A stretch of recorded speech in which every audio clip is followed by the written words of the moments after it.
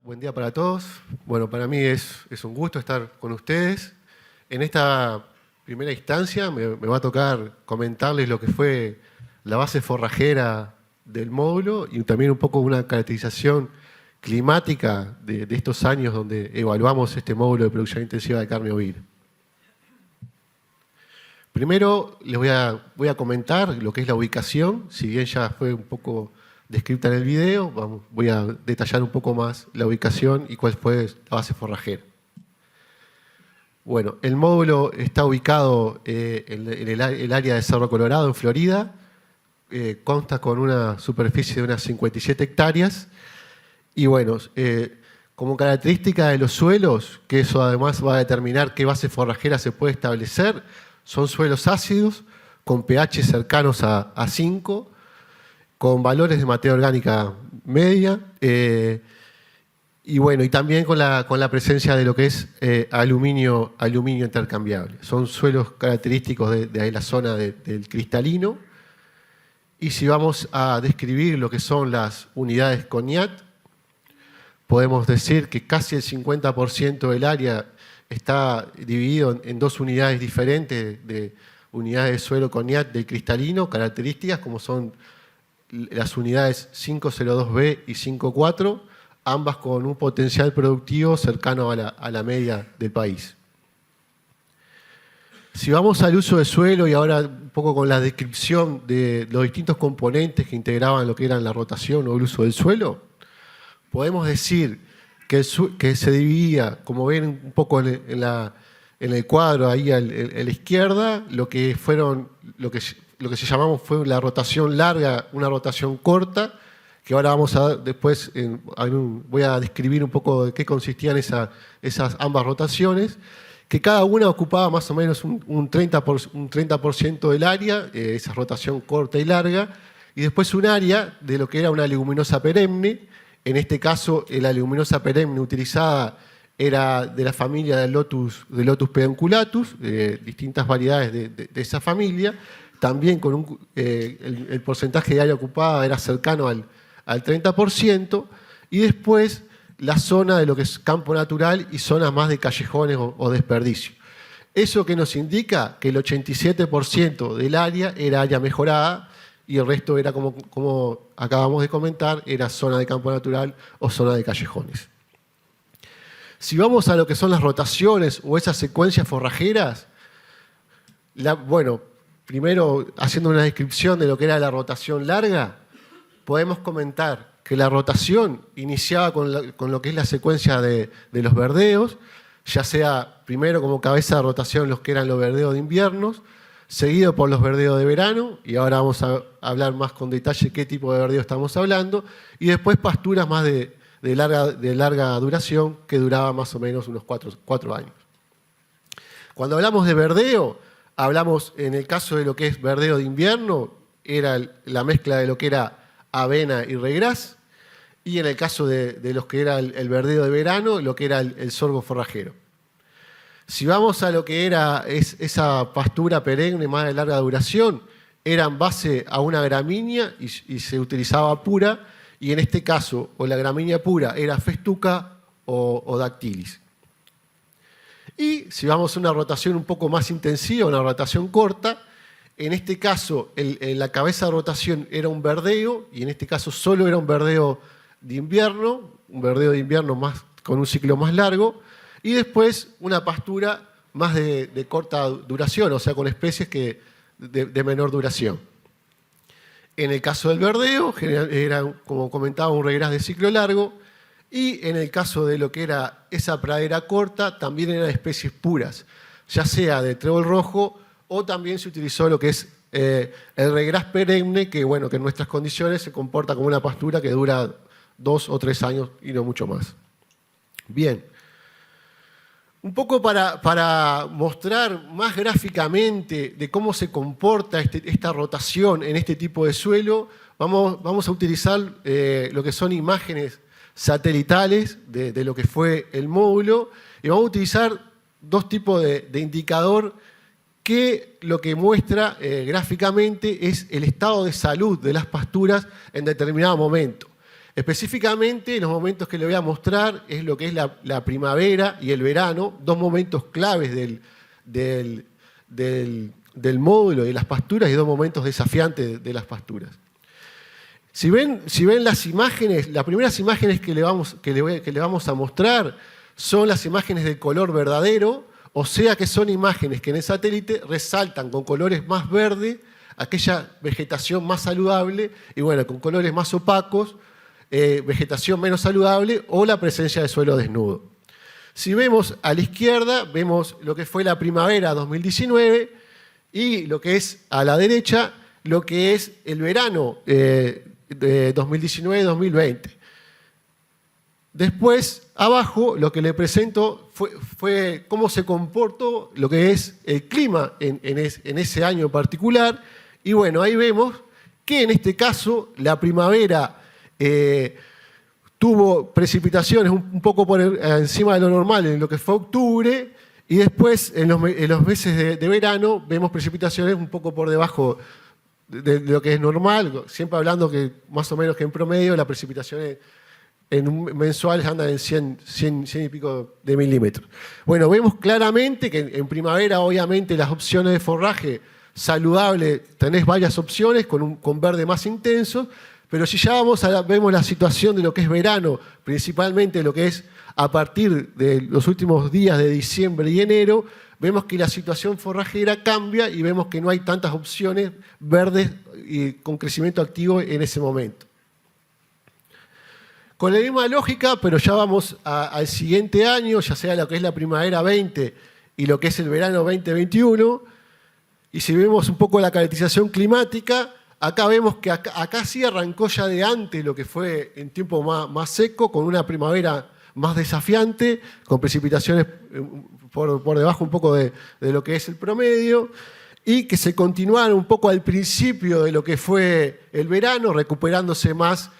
después de mediados de enero. Y bueno, vemos claramente que ya en esta primavera las señales de crecimiento de las pasturas ya fueron un poco menores en la primavera, y si vemos lo que es la situación del módulo en lo que es el verano, vemos que esas áreas verdes que ustedes ven y se identifica en la zona, en el verano, son más que nada el área donde estaba creciendo el cultivo anual, es el caso del sorgo forrajero.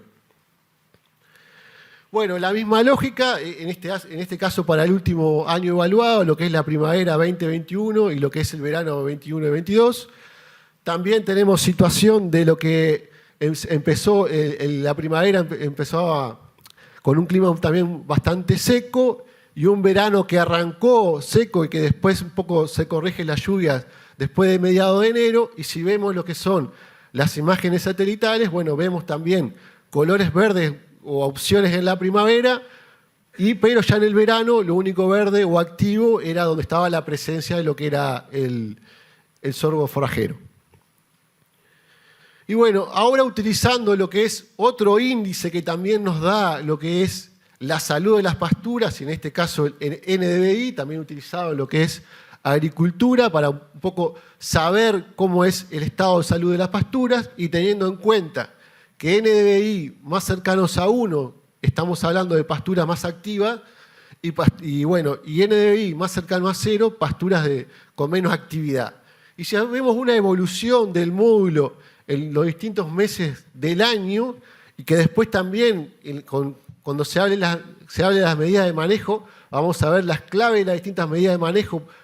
para poder levantar las limitantes que tenemos, que sabemos que en determinados momentos va a bajar lo que es la productividad de las pasturas. Está claro que después de lo que es mediados de noviembre, ya en diciembre, empieza a bajar bastante los valores de ese índice, y esos valores llegan a valores cercanos a 0,3, y tenemos los valores mínimos de actividad en lo que es los meses de diciembre y enero. Y bueno, lo que, como comentaba, lo que ocurre son decesos importantes de ese índice luego de lo que es octubre-noviembre. ¿Qué consideraciones evaluamos de lo que es la base forrajera y el desafío de establecer bases forrajeras en esta zona del país? Es que en el mes de diciembre se da esa caída importante la productividad de pasturas y por eso todas las medidas de manejo tienen que ir a maximizar la ganancia de esos corderos para salir antes de ese tiempo, porque sabemos que va a ser grande la caída de lo que es la producción de forraje. Bueno, que también en esta zona del país, por el momento tampoco tenemos muchas alternativas que aporten forraje en ese verano. Y bueno, y por ejemplo, si detallamos en lo que es una categoría, como es la oveja o que esté en momentos secos, tengo pocas alternativas de bajo costo al tener tan porcentaje de área mejorada para el mantenimiento de los animales. Y bueno, esto es un poco mi primera participación. Les quería comentar lo que era la base forrajera y cómo fue el clima en estos años. Ahora va a continuar Haroldo hablando de lo que fueron las distintas medidas de manejo que se realizaron en el módulo. Buenos días a todos. Es un placer estar acá para compartir con ustedes algunas de las experiencias que hemos llevado adelante dentro del módulo de producción intensiva de carne ovina. Primero que nada, quería tratar de armar un poco una línea de tiempo y describir a lo largo del año los distintos momentos importantes que nosotros identificamos dentro de ese módulo, y creo que es extrapolable a cualquier sistema de producción. Primero que nada, en otoño, el servicio de las ovejas, y bueno, para el servicio, partir de una majada que esté sana, revisada en el tema ubre, boca, patas, etcétera, las recomendaciones tradicionales, y eso tenemos que tenerlo bien presente siempre. En este caso, dentro del módulo, lo que teníamos era un servicio en marzo con el cruzamiento terminal. Ustedes en el video veían que había una proporción de la majada que se hacía con cruzamiento terminal y una proporción de la majada que iba con la raza maternal para generar la reposición. En este caso, la raza que se está usando es el Corriedale del Pro, una raza con un biotipo con potencial importante de producción de mellizos y bueno, fue la que en su momento se definió usar por disponibilidad, digamos. El cruzamiento terminal con las razas carniceras se ha ido rotando a lo largo de los años con la participación de distintas razas carniceras dentro del módulo, pero lo importante era es que el servicio con la raza carnicera era a partir del 1 de marzo, el servicio con la raza materna era a partir del 1 de abril, y bueno, las corderas también se encarneraban en abril. Eso nos generaba dentro del módulo dos momentos de ecografía, que de repente es lo más difícil de extrapolar a un predio comercial, pero cuando uno tiene un potencial importante en la raza materna de tener muchos mellizos, es fundamental un buen diagnóstico de gestación. Y bueno, seguramente acá hay varios que hacen ecografía, y si nosotros estamos un poco pasados en el tiempo, depende un poco del equipo, pero es más difícil de tener un diagnóstico certero, y cuando uno empieza a aplicar tecnología de más precisión, esas cosas son importantes. A partir del diagnóstico de gestación, comenzamos con un manejo diferencial de la oveja mellicera, y ahí lo que hacemos es darle mejor comida siempre a la oveja mellicera. Cuanto antes podamos hacer la ecografía, mejor, y empezar a diferenciar esa alimentación. Nosotros generalmente manejamos las gestaciones múltiples todas juntas, pero en este biotipo hay mucho mellizo, pero también aparecen trillizos y algún cuatrillizo que también tenemos que tener presente de que esos animales necesitan muy buena alimentación para poder salvar una proporción importante de esos corderos. Toda la majada lleva esquila preparto, y ahí sí unificamos, distinto a la ecografía, que había que hacerlo en dos momentos. La esquila preparto la hacemos en un momento para hacer más fácil, más operativa, digamos, toda la logística dentro del módulo. Después, entre agosto y septiembre tenemos la aparición, y ahí, bueno, como tenemos dos momentos de encarnerada, la aparición es un poco larga, pero tiene dos dos sentidos, eso para poder atender sobre todo las ovejas melliceras con poder dedicarle más tiempo, más atención. Y es uno de los momentos más importantes dentro del módulo para tratar de salvar los corderos. Con un biotipo prolífico es fácil de generar esos corderos, de tener muchos mellizos.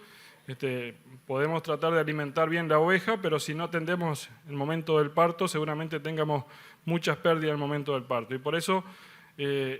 para mí es uno de los momentos clave dentro de los sistemas de producción intensiva de carne, tratar de salvar la mayor cantidad de corderos posible, es decir, apuntar todas las pilas a eso para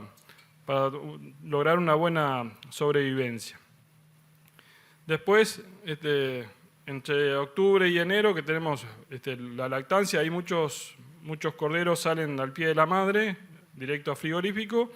y otra parte quedan durante el verano en invernada en el módulo. Como les mostraba Juan Pablo, la producción de pasturas cae en forma bastante importante en los veranos, estamos muy jugados al clima, y eso hace de que haya que hacer todos los esfuerzos de tratar de que en diciembre se vaya una proporción muy alta de los corderos del sistema.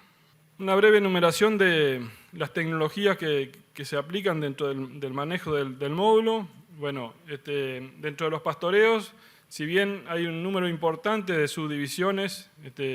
ahí hay, en la parte de pasturas mejoradas hay 25 divisiones fijas y eso además se subdivide con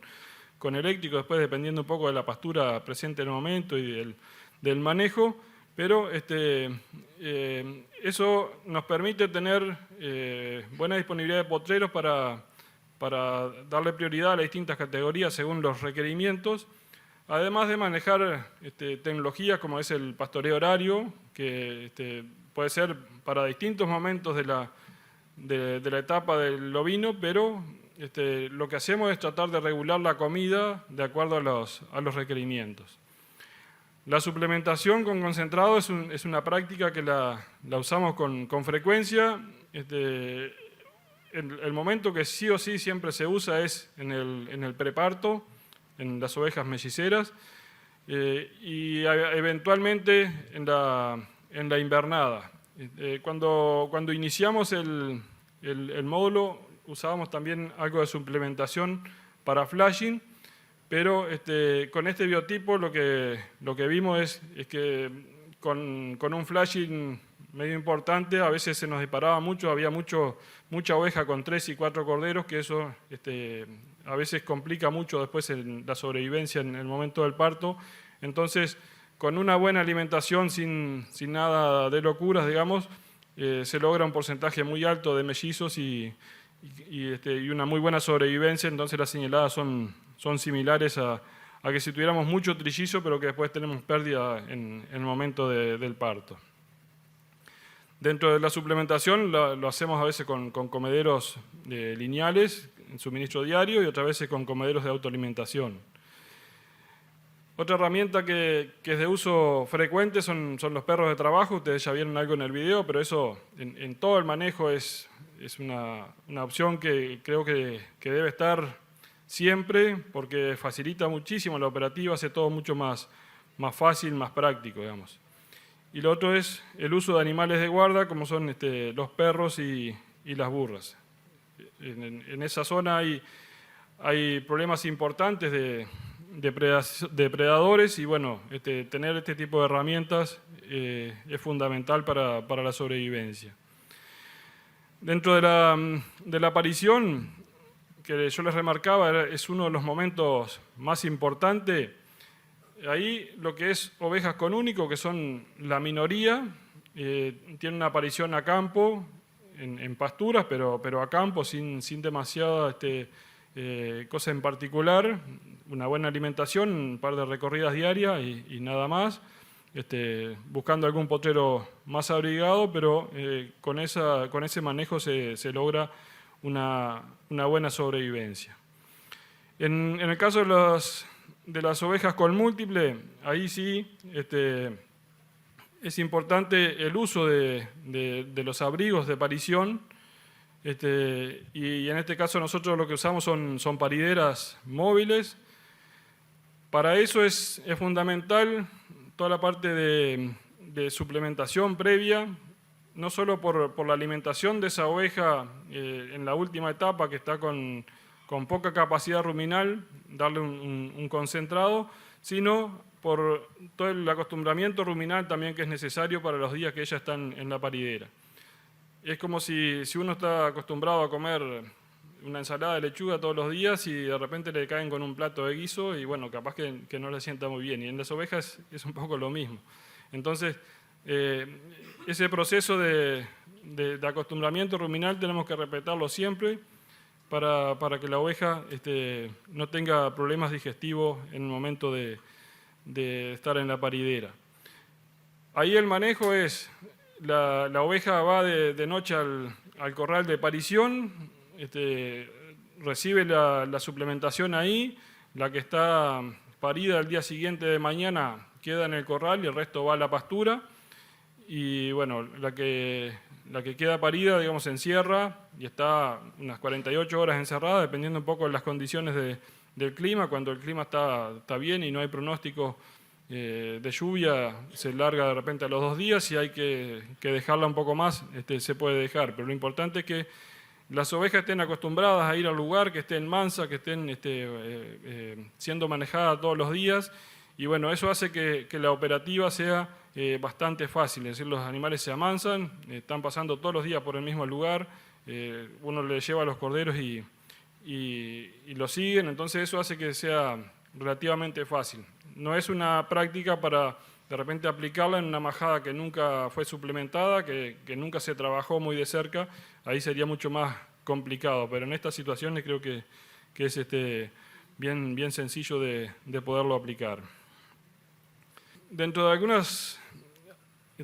alternativas de bienestar animal que tenemos en cuenta, lo primero es tratar de tener una oveja en buen estado, bien comida y bien saneada en general. Creo que eso es lo principal que tenemos que tener, contar con buenas instalaciones, que no tengan lugares donde lastimarse los animales. Y después, otras prácticas que recomendamos y usamos es todo el tema de castración y corte de cola con el arito de goma y tratar de hacerlo lo más temprano posible. En estos casos se hace generalmente en las recorridas diarias de parición. Dentro de las primeras 48 horas se le pone el arito de goma para castración o criptorquidia en los machos y en la cola para corte de cola tanto en machos como en hembra.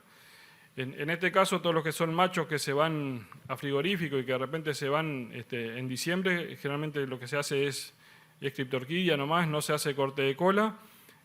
pero son alternativas que tenemos que tenerlas presentes. Ayer se habló mucho del tema de la importancia del bienestar animal, etcétera, y bueno, creo que estas cosas no son difíciles de aplicar, es simplemente cambiar el chip de cómo hacerlo y queda, los animales sufren mucho menos y quedan prontos, digamos, sin drama de bichera, sin complicaciones de ese tipo. En cuanto a la invernada de corderos, nosotros apostamos a que la mayoría de los corderos salgan al pie de la madre y de pasturas, pero cuando uno tiene una proporción alta de mellizos y algo de trillizos, eso es difícil de que todo salga a fin de año. Entonces tenemos que manejar alguna opción de verano y en ese caso, como decía Juan Pablo, hoy la opción de verano que tenemos con más seguridad nosotros es el sorgo forrajero. No quiere decir que no haya otra. Hay en otras zonas que hay otro tipo de pasturas que funcionan, pero en este caso lo que usamos es sorgo forrajero porque es lo que tenemos más seguridad de que nos funcione. Y para tener una buena ganancia de peso en el sorgo, nosotros tenemos que adicionar algo de suplemento proteico. Cuando digo algo, estoy hablando de alrededor de unos 200 gramos de harina de soja por cordero y por día. Y bueno, con esa alimentación podemos invernar corderos en verano. Y bueno, para hacerlo un poco más práctico, toda la parte operativa, en ese caso se suministra en comederos de autoalimentación una vez que los corderos ya están acostumbrados a comer. Toda esa operativa es relativamente sencilla porque como las madres saben comer, dándoles de comer cualquier suplemento unos días antes del destete esos corderos aprenden fácilmente y después siguen comiendo una vez destetados. Es más sencillo que si uno arranca de animales que nunca han comido y que sus madres tampoco. Bueno, estoy abierto a preguntas. Después, cuando termine el resto de la presentación, Juan Pablo va a seguir con otra instancia.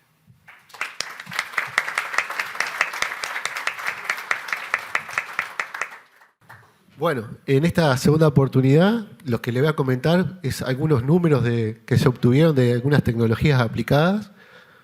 Primero vamos a hablar de lo que fue la sobrevivencia de los corderos en esas parideras que hablaba Haroldo. Vamos a ver un periodo evaluado de 5 años. Si vamos a ver cuántos corderos múltiples pasaron por esas parideras, y cuando hablamos de corderos múltiples, como se mencionaba anteriormente, estamos hablando de corderos hijos de mellizos, trillizos, hasta cuatrillizos, pasaron cerca de 1.600 corderos en ese periodo. Si vemos o contabilizamos lo que son corderos vivos a las 72 horas, de esos casi 1.600, tenemos que 1.454 lograron sobrevivir gracias a esta tecnología del uso de lo que es la paridera, lo que marca una sobrevivencia en ese periodo de un 92% y fluctuando en estos 5 años de 90 a 94%. Lo importante de generar este tipo de coeficiente, y cuando hablamos de 5 años de evaluación, que tenemos distintos años con distintas condiciones climáticas, pero lo que marca este tiempo de evaluado es que se obtienen coeficientes robustos de buenos porcentajes de sobrevivencia utilizar este tipo de tecnología.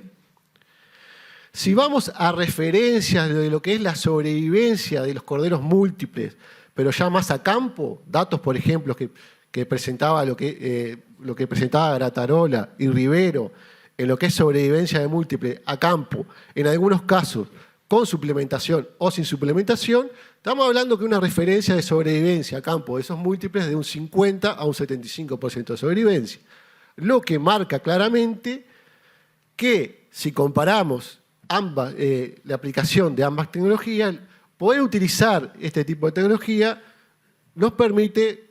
salvar más corderos. Ya hacemos una comparación simple, en este caso estamos hablando de salvar 17 corderos más cada 100 ovejas, con un costo estimado de utilización de estas parideras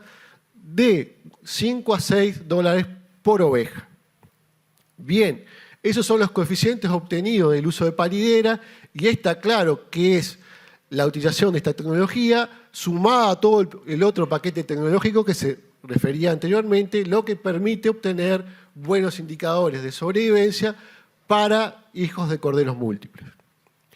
Bien, si vamos a lo que es también la evaluación de sobrevivencia, pero aquí aplicando otra tecnología, que es el caso de las mallas o las barreras físicas utilizadas para los predadores. En este caso, el periodo evaluado fue de 3 años. El ingreso a esa paridera ocurría luego de la paridera, o sea, con corderos múltiples con una edad de 72 horas de vida y posterior, y el tiempo de permanencia en estos potreros protegidos con la barrera física era de 15 días.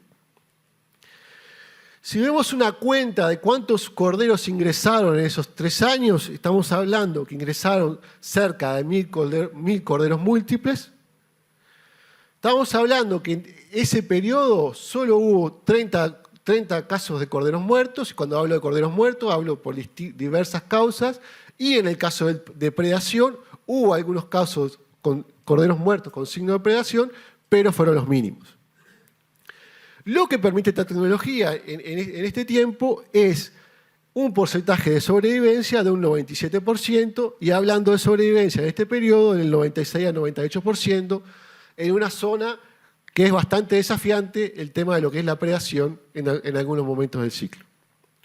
Y bueno, eso era un poco lo que quería comentarles de algunos indicadores de las distintas tecnologías aplicadas. Ahora le va a pasar Sofía con lo que es la parte de sanidad.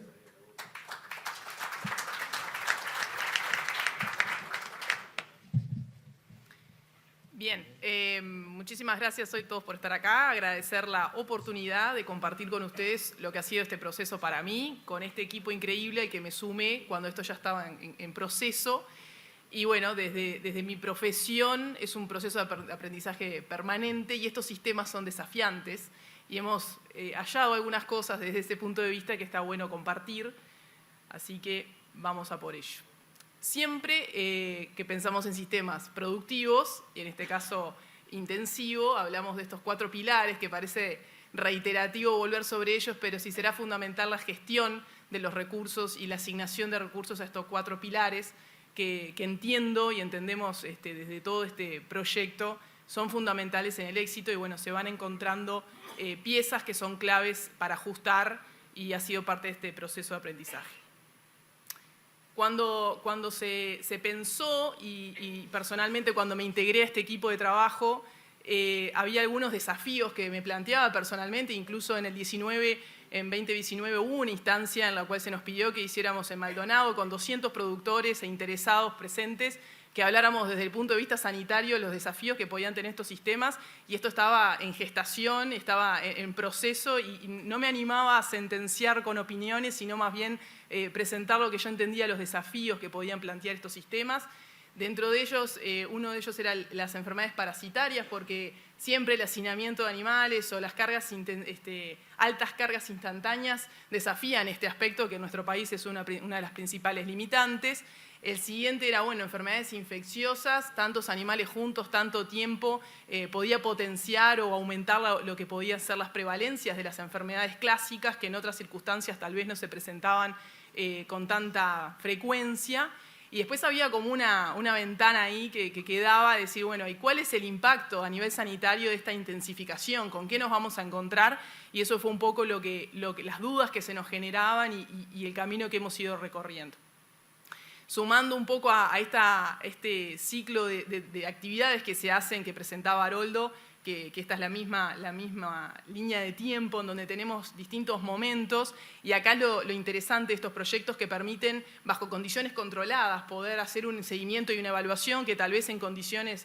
a campo, comercial, se pueden hacer, pero no con el mismo rigor. Entonces, bueno, la oportunidad de poder hacer en ese marco seguimientos más agresivos, más rigurosos. Desde el punto de vista sanitario, se implementa un plan sanitario bastante rutinario, pero con flexibilidad a adaptarse, y acá es donde el asesoramiento técnico, el monitoreo permanente hace la diferencia. Contaba hoy Haroldo que se hace esa clasificación de esos animales, se hace ese exhaustivo examen preservicio como para ni siquiera iniciar ese proceso con animales defectuosos, y esto garantiza un proceso un poco más tranquilo para todos los que trabajamos con los animales, arrancar con animales saludables a esa encarnerada, que siempre decimos que cuando damos el examen y cosechamos el resultado al final del año con esos corderos embarcados o destetados. Entonces, bueno, se hacía esa clasificación que contaba hoy Haroldo de esos animales, y después lo que se hace desde el punto de vista sanitario es la parte en gastrointestinal, es un monitoreo permanente que nos permitió, y ahora vamos a poder compartir eso, entender de alguna manera cómo se comporta en estos tipos de sistemas la parte parasitaria, que contaba con momentos estratégicos para dosificaciones. Sin embargo, hubo ese monitoreo por HPG, por copros parasitarios, permitió a veces tomar decisiones de no dar una dosificación antihelmíntica en un momento que normalmente en otro tipo de sistema o con otras características climáticas que vienen muy al lugar, lo que comentaba Juan Pablo, en cómo se fue dando esas condiciones climáticas que a veces ameritan o no intensificar o ser un poco más agresivo en contra, por ejemplo, de las enfermedades parasitarias, o quitarle un poco presión. Entonces, bueno, parte de ese proceso, de ese seguimiento, ahí podemos ver que están las dosificaciones estratégicas en cuanto a lo que son afecciones podales, en momentos estratégicos según las condiciones climáticas, las condiciones de la pastura, las condiciones de la majada, el peso de estos animales a veces hace que aparezca alguna llaga, alguna lesión, que bueno, estratégicamente conviene pasar los animales por un pediluvio.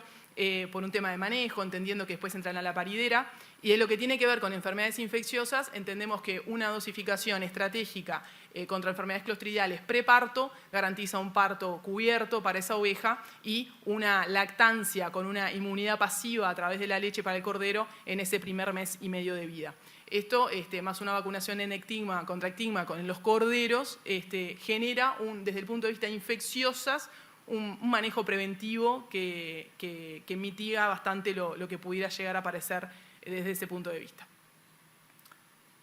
Bueno, como comentaba, se realiza ese seguimiento de cargas parasitarias en donde se contempla todo el contexto, no solo el dato objetivo del HPG, sino además todas las condiciones, la rotación, el tiempo de dosificación, la categoría, y esto hace a lo que mencionaba al inicio de ese manejo integral contemplando todos los 4 pilares de este sistema, que esto es para todo sistema productivo, no solo el intensivo. Y después se realiza un monitoreo permanente de esas afecciones podales, también intentando que no solo hay enfermedades infectocontagiosas desde el punto de vista podal, sino que hay otras que son eventuales, que aparecen en un animal, que genera una claudicación, y ese animal también, el conocimiento y registro de ese animal con ese absceso o con esa herida, que permita después en la clasificación preservicio tenerlo en cuenta para decir este animal generó cierta dificultad y contemplar su permanencia o no en el sistema. Entonces todo esto nos dio para tener hallazgos, porque esto yo, como comentaba, es un proceso de aprendizaje donde tuvimos esos hallazgos. Desde el punto de vista parasitario, para mi sorpresa particular, no hubo un desafío parasitario distinto a lo que podía ser un sistema extensivo. Y esto generó en mí una duda, porque si a tantos animales juntos, ¿por qué no tuve explosiones parasitarias? Hubo un tema climático, esos días, esos años tan secos, permitían que las cargas a nivel de pastura, que es lo que realmente está enfermo, no fueran tan agresivas, pero además tenemos extracción de categorías jóvenes muy temprano en esos sistemas, que hacen que yo de alguna manera, a quien contamina más, que es la categoría joven, yo la extraigo y permanece en categorías que, estando bien nutridas como están, que es uno de los principales beneficios que tiene la buena nutrición, hacen frente de mejor manera a esas categorías adultas. Así que fue una buena sorpresa, se mantuvieron la cantidad de dosificaciones igual a lo que podría ser el promedio de dosificaciones y tratamientos en sistemas extensivos con otras características que por suerte también tenemos en Cerro Colorado, en CIEDAG, que permitió también ver ese comportamiento. No era que se ponía complicada la situación en el M pico, como le decimos nosotros allá, sino que cuando explotaba el problema, explotaba en varios sistemas en las mismas condiciones porque era lo climático que estaba sentenciando. Desde el punto de vista de enfermedades contagiosas, decíamos que con la prevención de las vacunaciones tenemos prácticamente no hay problemática en ese sentido, no la hay. Pero sí fue fundamental volver a hacer énfasis en ese examen preservicio, contar y ingresar y empezar el sistema con animales sanos. Eso, las enfermedades podales infectocontagiosas, en estos tipos de sistemas, por cómo es el microclima a nivel de suelo, las condiciones, la pastura, hace que si yo no comienzo con majadas sanas y no hago ese examen preservicio, puedo tener momentos de focos donde se presenta la enfermedad bastante agresiva con connotaciones a nivel de los corderos. Entonces esto es un dato a tener en cuenta, tenerlo presente justamente por esa convivencia, como veían hoy, de los animales en momentos claves como son la aparición. Y después teníamos esa duda de qué podía generar esa intensificación y parte de ese aprendizaje que para nosotros fue muy nutritivo,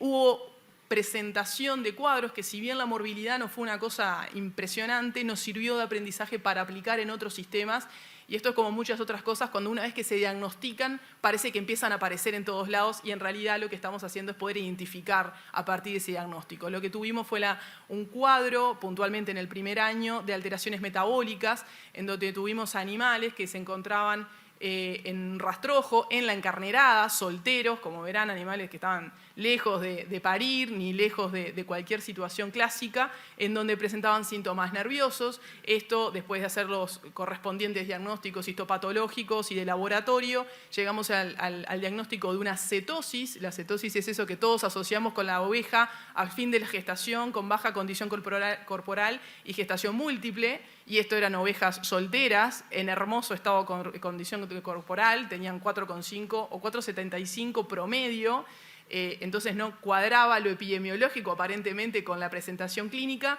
pero sí el hecho de que animales en extremo, en condición corporal, cuando se los pone en condiciones de un rastrojo, que para cualquier oveja sería más que mucho, para alguien que está como estas ovejas en extremo, bien nutridas, sintieron el desbalance, movilizaron a nivel metabólico y generaron un cuadro de hígado graso con connotaciones a nivel del sistema nervioso. Esto, si bien la morbilidad uno dice, bueno, no fue mucha, fue un solo año, después lo pudieron corregir, es un aprendizaje y sirvió para que sistemas intensivos lo tengan presentes, de que cuando yo manejo sistemas donde las condiciones corporales son muy altas, tengo que tener cuidado que si en algún momento me quedo sin comida o tengo que restringir al animal, lo va a sentir mucho más que una oveja que normalmente está en condición 3, 3,5, que es el clásico. Así que como parte del proceso de aprendizaje es muy rico y para nosotros fue bien interesante.